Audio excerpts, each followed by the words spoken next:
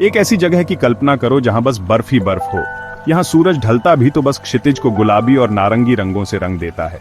यह है Arctic tundra, शानदार स्नो ऑल का घर।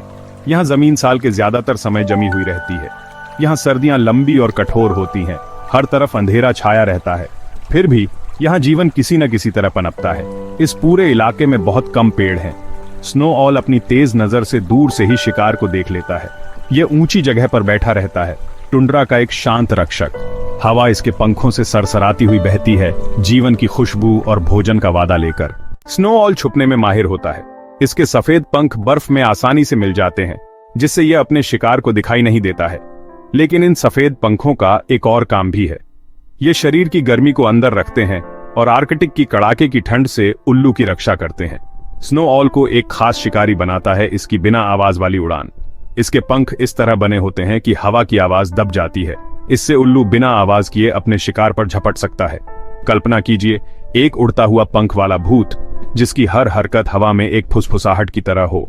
स्नो ऑल का मुख्य शिकार लेमिंग होता है, जो टुंड्रा में पाया जाने वाला एक छोटा सा जीव है। अपनी तेज सुनने की क्षमता से उल्लू बर्फ के नीचे की छोटी सी आहट भी सुन सकता है। ये अपने नुकीले पंजों को बर्फ में डालकर शिकार को पकड़ लेता है। लेकिन स्नो ऑल सिर्फ एक ही तरह का शिकार नहीं करता। यह खरगोश, पीटयार्मिगन्स और यहाँ तक कि दूसरे पक्षियों का भी शिकार करता है। इसकी मजबूत चोंच और नुकीले पंजे किसी भी शिकार को पकड़ने के लिए काफी हैं। स्नो ऑल आर्कटिक पारिस्थितिकी तंत्र का एक महत्वपूर्ण हिस्सा है, जो आबादी को नियंत्रण में रखता है। वसंत टुंड्रा में बदलाव लाता है। सूरज महीनों तक क्षितिज के ऊपर रहता है, जिससे जमीन पर हमेशा उजाला रहता है।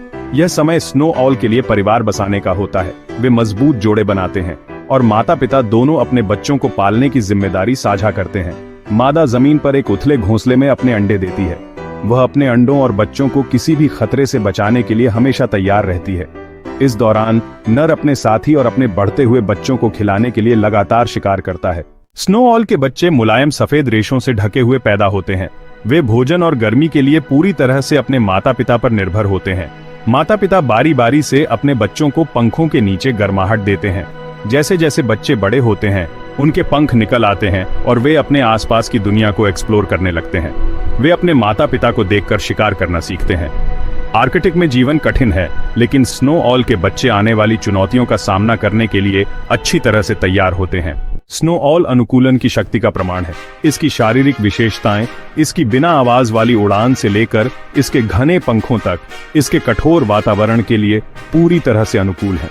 दुनिया के सबसे कठोर मौसम में से एक में जीवित रहने की इसकी क्षमता प्रकृति का एक अद्भुत उदाहरण है। अगली बार जब आप आर्कटिक के बारे में सोचें तो स्नो ऑल को याद करें। यह शानदार जीव अपनी तेज निगाहों और बिना आवाज वाले पंखों के साथ लचीलापन, अनुकूलन क्षमता और प्रकृति की स्थायी शक्ति का प्रतीक है।